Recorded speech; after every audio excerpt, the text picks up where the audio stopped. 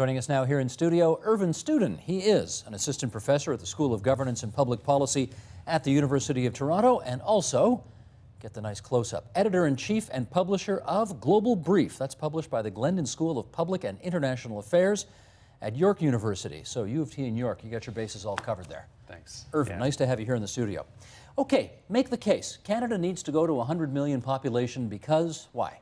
Well, there are a number of reasons, but the main exercise in this article, which was published last fall at Global Brief, called Canada Population 100 Million, is what I call an exercise in strategic imagination, where other people in Canada generally and conventionally think about population economic terms or de maximis in social policy terms. I'm saying let's put it into a different sphere, a different dimension, and talk about strategy, which is the capability of Canada to do big things as a society, and more importantly, for my interest in this article, big things internationally. And I argue that demography is probably the area in which we're weakest, and probably the one of which we're least cognizant when we measure ourselves against other countries by capability. Okay, so 100 million, presumably you didn't pluck it out of thin air, right? I mean, it's based on something? The 100 million is based on an apocryphal quote, which I have difficulty locating, made by a famous British Prime Minister who was looking at Canada through an outsider's lens. Winston Churchill said in the early 20th century, actually, I look at Canada, this could be a country of 100 million. If you go back into the late 19th century, some of the pioneers in Canada thought the prairies alone could have 100 million. And to this day, outsiders, and amongst them I might say Tony Blair in a recent speech in Calgary said Canada could be a very demographically powerful country, one of the most powerful countries in the world. And indeed, many quasi-outsiders, diaspora Canadians, new Canadians, look at it through different lenses and say, if only this country had more people, imagine the energy, the vitality, and indeed the potential influence. Is there anything magic, though, about 100 million? I mean, could it easily be 200 million or 50 million? 100 million has a nice marketing resonance. Has a nice marketing resonance, okay. I think for purposes of our geography, and we might talk about that, I'm pretty indifferent between 80 million and 150 million. But 100 million sounds reasonable to me. Does more people equal more influence on the world stage? Not always. Other things have to obviously be in place. Historically, theorists and indeed practitioners have said there are a number of objective factors of power which are necessary for a country to have influence in the world. We happen to be rich in all of those. Sometimes we deprecate ourselves in that richness, but let's be clear. Geography, the second biggest landmass in the world. Most people call that territorial or geographic depth. Mm-hmm. That includes stable borders. We've got 4 stable borders, and we might talk about that. Since 1871, no natural enemies. Natural resources, food self-sufficiency, and stable government. All of these are essential for international influence and good defense in the event of enemies. Influence or prominence? Influence. And the fourth one is demography, sheer population. And that, of all these factors, is the one in which we're weakest, we're lacking, and of which we're least cognizant. Okay, then let's focus on that one. 100 million people, 3 times as big as we are now. How you want to get there? There are 3 ways, Steve, of growing a population, obviously. Most people are aware of this. The 2, one is obviously natural increase, the net birth rate. The second one is net immigration, and people have focused on that in the article, and we'll talk about that, I hope. And the third one, I say this largely jocularly, annexation. And that's not for Canada, but that has been historically how many countries have grown. We're not going to do that. We're not going to do that. So we'll talk about the first 2 variables and probably the second variable most prominently. Okay. Can governments really encourage, through public policy, mothers to have more children? With difficulty. You see, at this very moment, I think it was last week that Vladimir Putin, Russian Prime Minister, and they have a not dissimilar dynamic to us. Largest landmass in the world, they're at 155 million. We're at 34 million with the second largest landmass. Russia has declared that they're underpopulated at 34 million. We worry that we're overpopulated. So with difficulty, can we increase the birth rate? Immigration is largely the way to go. And what I'm proposing in this proposal is not 100 million tomorrow. It's 100 million by the end of this century. Oh, I get you. Yeah. Yeah.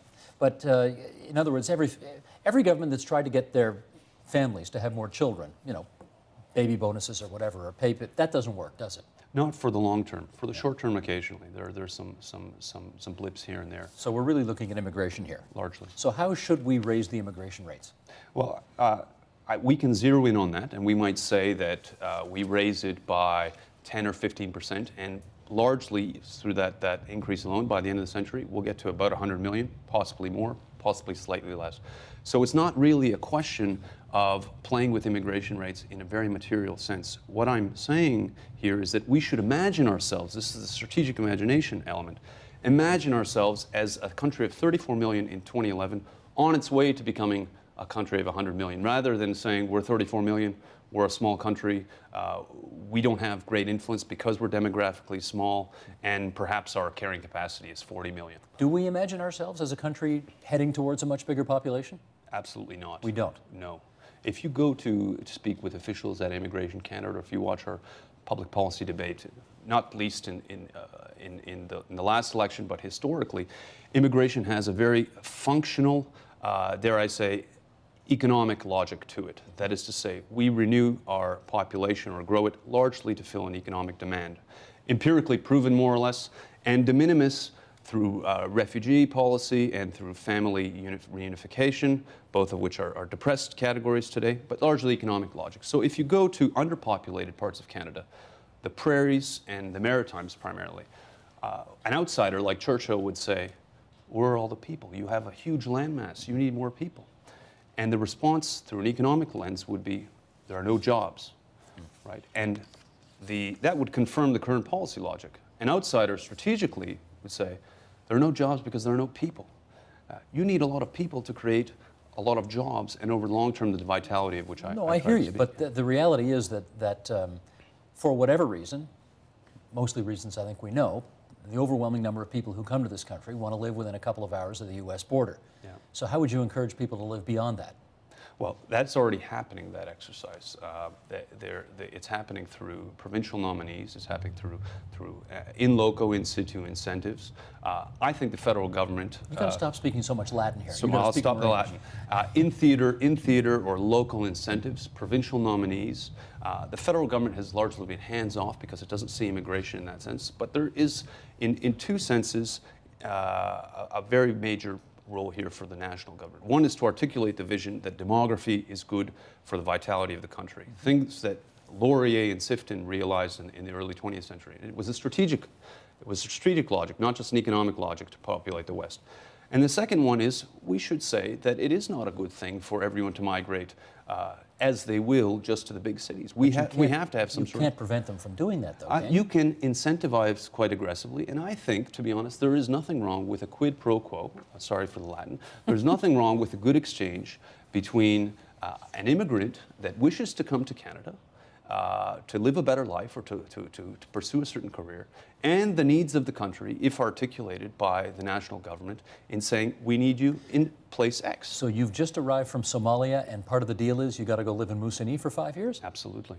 Absolutely. Absolutely. That Bit many of a culture countries, shock there, don't you think? It is a culture shock, and it's strange that we wouldn't think about it in those terms. Many other countries would say it's a natural thing. The country has certain objective needs that we've articulated for the country in place X. Place X desires them, but candidate Y to come to Canada has no reciprocal obligation or responsibility to fulfill that need. What about freedom of mobility? Don't we have charter rights? We have charter rights, and I mean, my doctorate is in constitutional law, so I'll get you on that one, which is charter rights are completely unlitigated in Canada, and on that one, there are many ways of doing them. But even short of the charter, I think in pure public policy terms, the debate can be moved.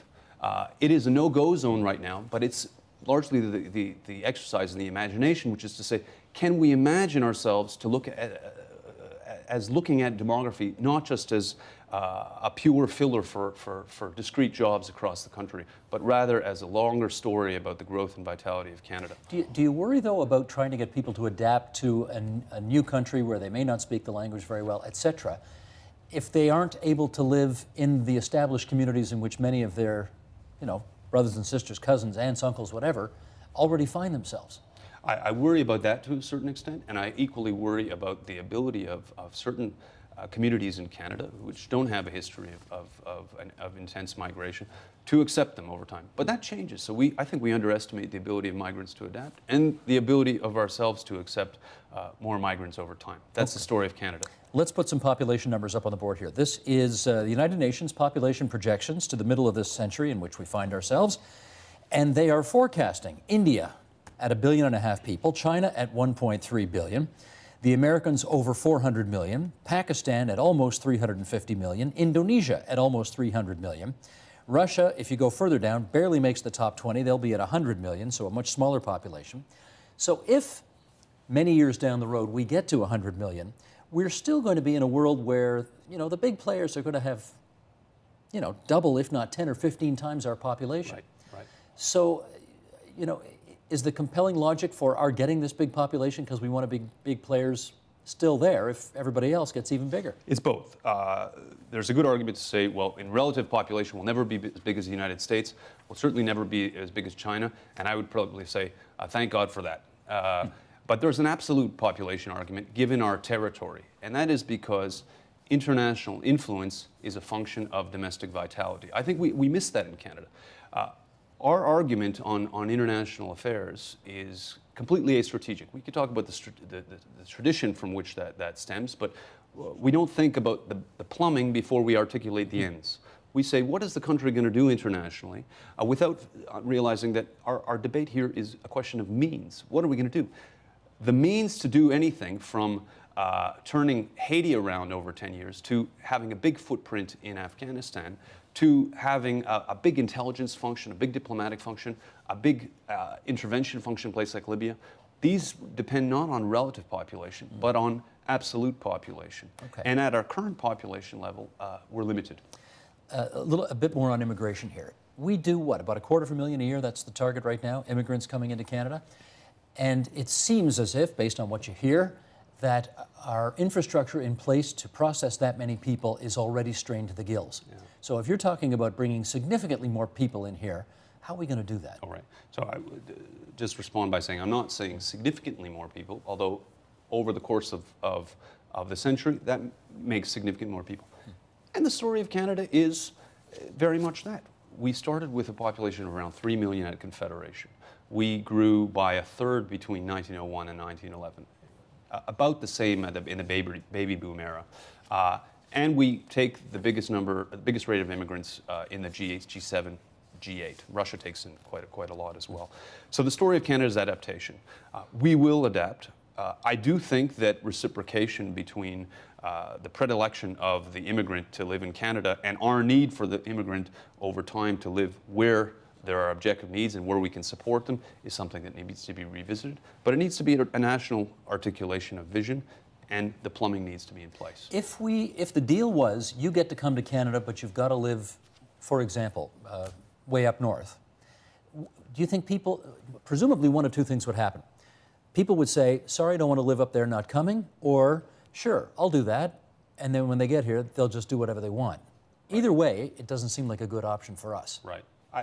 I humbly disagree with both scenarios. One is that there's no shortage of people that will want to come, and based on immigrations, on global demographic statistics, there's a new study that just came out about the revised UN estimates to 2,100. There's going to be no shortage of good people that will want to and need to come to Canada. The second one is... Regardless of where we tell them they have to live. Regardless. Okay. And we will need people in the north. We have an Arctic sovereignty issue. There's no argument about whether we need people up there. The question is whether somebody who's just come from the Gobi Desert is going to want to live there. So the second question is whether we can keep them there after 5 years. And probably the answer is, who knows? But after 5 years, they're more likely to stay than after 2 months. But you think they'll cheat? Such as human behavior. Who knows? But have we tried? Have we tried? Okay, let's do one last thing here.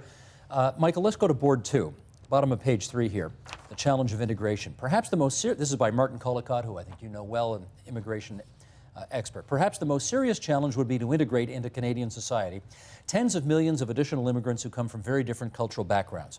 While Canada has thus far done a better job than most countries of integrating newcomers, sheer numbers will make this more difficult. Ethnic enclaves continue to grow in size and number in our larger cities, and the connections immigrants are now able to maintain with their former homelands through satellite TV, the internet, inexpensive overseas travel, etc., make successful assimilation of large concentrations of newcomers and strengthening of social cohesion increasingly uncertain, even at current levels of intake. What do you think of what he says? Well, I think except for the internet and the telephone, maybe the TV, that quote could have been pulled from the late 19th century Canada. And it is very much, nothing's changed. And the ethnic enclaves at the time might have been Irish, they might have been American, maybe French-Canadian in some parts of British North America. Nothing has changed. That's the story of Canada. I think the big complication would be Quebec, which is Quebec has a quasi-constitutional understanding that its relative demographic weight in Canada should remain constant, and that's much bigger than ethnic enclaves. True. Okay, last question here, Irvin.